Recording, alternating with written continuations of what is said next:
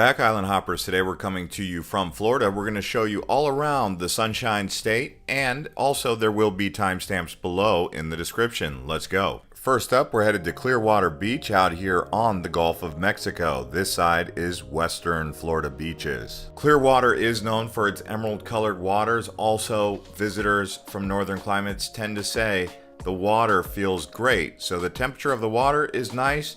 The sand is silky white, and the coastline is full of resorts for you to stay at while you're enjoying the beach along the Pier 60. Now, it is about an hour away from Tampa and St. Pete. If you want to visit either one of those, they are very close. The best months to visit Clearwater are going to be from October, November, December. Temperatures are going to be a little bit cooler, and the good news is less humidity and tourists. Along with relaxing on the beach, you can expect to do several different tours that take you out into the Gulf, like dolphin watching, as well as a pirate ship, as you can see here, and also great seafood, lots of crab right here in one of the best towns for beaches in all of the country.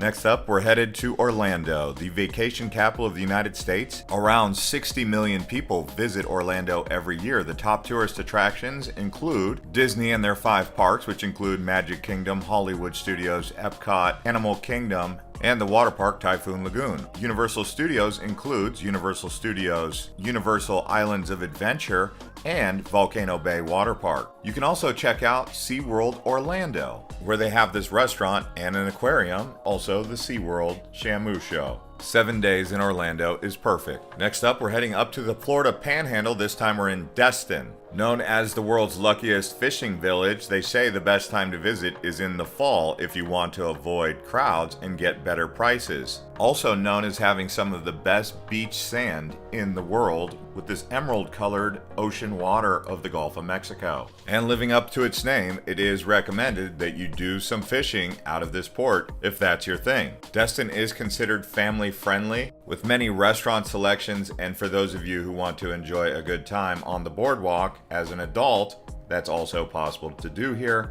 People like to also go out to Crab Island, and when it comes to accommodation, getting a hotel at one of these resorts along the beach here. You can also explore the sister city of Destin known as Fort Walton Beach, which is actually where the Destin Fort Walton Beach Airport is. 5 days in Destin is perfect. Now we're headed down to South Florida. This time we're in Miami. Aside from the obvious places like going to Miami South Beach, some of the other popular things to do in Miami include hanging out in downtown, going to Coral Gables, checking out the Wynwood Walls, Vizcaya Museum and Gardens, which is a beautiful garden on the bay there, Bayfront Park, Little Havana, Fairfield Tropical Botanical Garden. Sampling some of the Cuban cuisine that they have across the city, you will find so much good Cuban food here. You can easily get around on a hop-on, hop-off bus. There's also many canals that allow you to take a water taxi or even do a cruise of the bay, but really just cruising down South Beach in a car is awesome. Walking around also. So much to do down there. South Beach offers many different restaurants and salsa dancing with plenty of Hot Wheels and flashy cars. But like I said, Little Havana is one of the best places to hang out if you want to check out Calle Ocho. Downtown Miami includes the Brickell Avenue area, Biscayne Boulevard, as well as Bayfront Park, where they have the big Ferris wheel. And after exploring the Vizcaya Museum, you can head over to the Everglades and do a tour over there.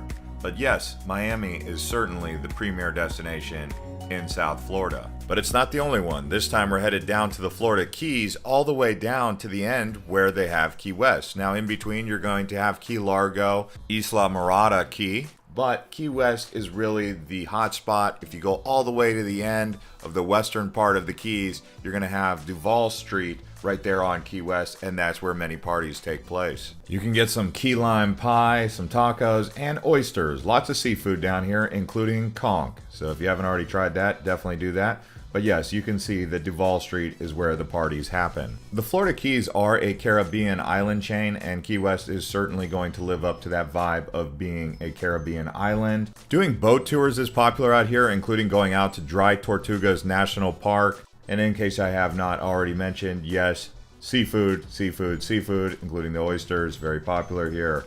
If you go down and party at night. The nightlife really gets ruckus right here in Duval. Now we're headed just north of Miami to Fort Lauderdale. Known for its beaches, art scene, events, culture, famous shopping, Los Olas Boulevard. They also have gondola rides around the canals, also water taxis. It is located about 30 miles north of Miami and about 209 miles from Orlando. And now we're headed north a bit to Palm Beach. This is also where West Palm Beach is. If you look on a map, you've got West Palm Beach, which is where the town is, and then you have the main Palm Beach, which is actually where the beach is. And they're simply separated by an intercoastal waterway. And here you can hang out at the world famous Worth Avenue, where they have the home of captains of industry. Palm Beach is considered an expensive destination, so keep that in mind as the average net worth here is quite high. They also have a nice waterway that you can walk around here along the waterfront. Really a very peaceful place to be, much calmer than Miami. Next up, we're headed to West Florida again. This time we're in Naples. Located along the Paradise Coast, this is considered the jewel of Southwest Florida. Now, it is also considered one of the best places to retire in the United States, and you can see why when you get here. Here in Naples, they also have these intercoastal waterways. You can take your boats and park right there at your home front or wherever you're living. They have soft white sand and abundance of beautiful beaches, really.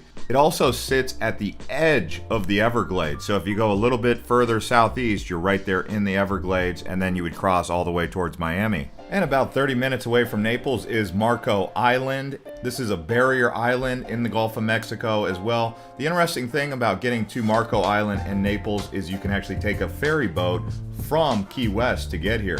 If I was to pick between the beaches of Naples or Marco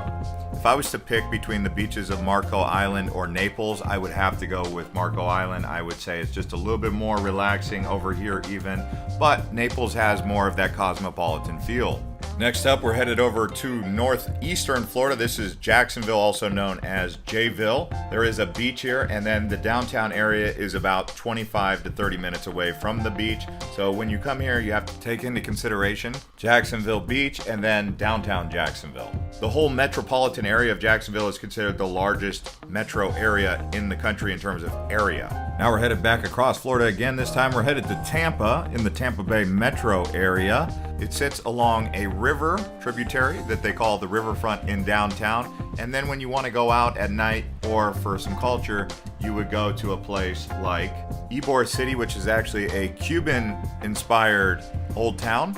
And this is a look at that downtown waterfront. Tampa is considered one of the top 3 best places to go in Florida. If I was to make a list here, I would say Miami, Orlando, and Tampa. But also you would have places like Key West. I'm just putting that out there because I'm sure you're thinking about all these options. Where's the best place to go? By the way, we've also put links in the description to the travel guides that we've done across Florida. So we've got one for Tampa, we've got one for all these other ones that we're doing. I just wanted to show you that below. And this food and drink you're looking at here is at the Columbia restaurant. It's a 117-year-old Spanish Cuban cuisine that's located right here in Ybor City in Tampa. There's also a Busch Gardens here in Tampa that I would recommend checking out. I would say 3 to 4 days in Tampa should be just enough. Now we're headed just a bit south of Tampa. This one is called Sarasota, a very cosmopolitan city. And here we are crossing the Sunshine Skyway Bridge coming in from St. Petersburg, which we will be showing you a little later on. But yes, we are approaching into Sarasota. You will see it is very modern and right here on an intercoastal waterway as well. And actually, if you go a little bit further, you would end up in a place called Siesta Key, which we will be showing you a little later on. But here we are walking along the waterfront. They do have that kissing sailor statue, and of course, some very nice beaches around Sarasota. This is a place you go to unwind and escape the hustle and bustle of the big cities like Miami or even Tampa. So don't expect much in terms of partying here, although they do have a nice street with bars and pubs. It's just not going to be that kind of party scene that you would get in other parts of Florida. So right here, it's very popular with retirees. You can also visit the Ringling Brothers Circus Museum, which is here.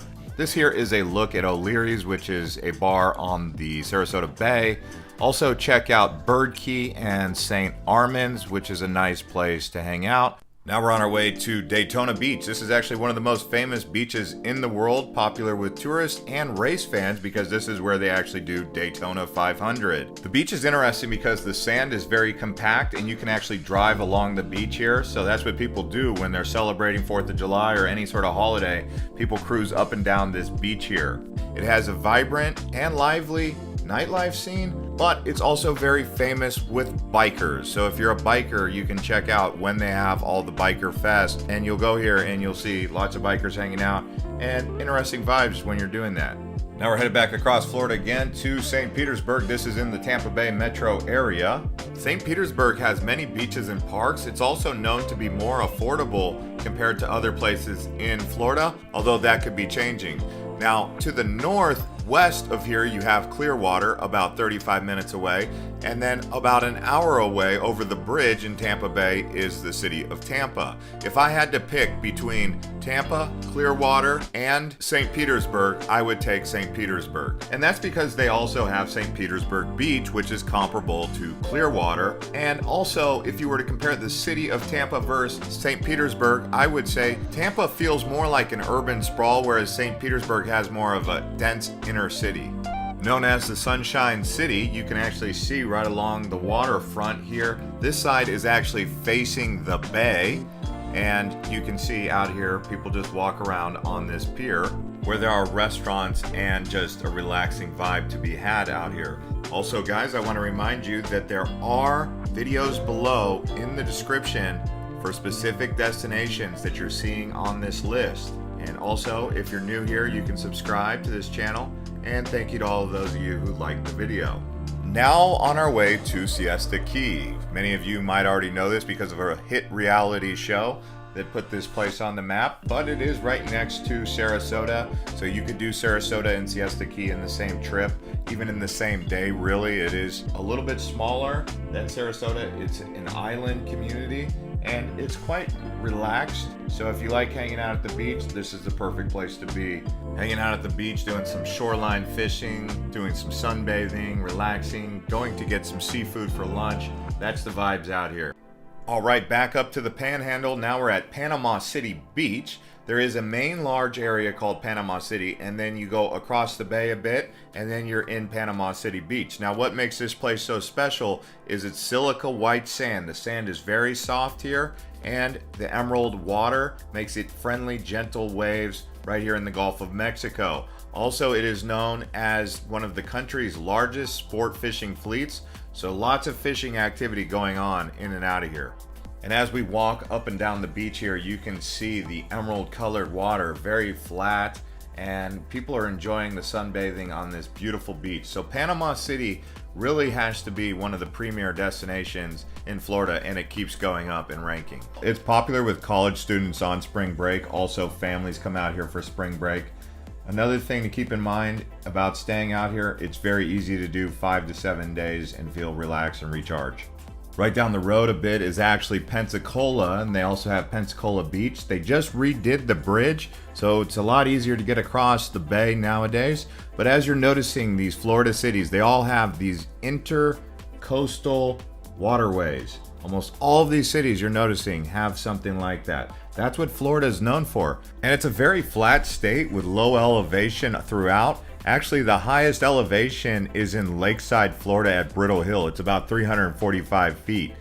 Some people think Tallahassee is the highest elevation because it's the capital, but no, it's not. So Florida, very flat. Pensacola Beach, beautiful place to go. I would recommend Panama City and Pensacola if you can do both in the same trip. You can also squeeze in Destin. That's just how the Florida Panhandle is set up, and it's called the Emerald Coast, in case you were wondering. We have one more place coming up next, but I want to squeeze in some thoughts about Florida in general. I would say if you wanted to visit, you could categorize it by South Florida, Gulf Coast Florida from Tampa south, and then you have the Panhandle, and then you have Central Florida, which basically extends from Palm Beach up to Jacksonville. And last but not least, we have St. Augustine, which is actually the oldest city in North America. The Spaniards founded this place in the early 1500s. It's not the oldest in the Americas because that belongs to Santo Domingo, Dominican Republic.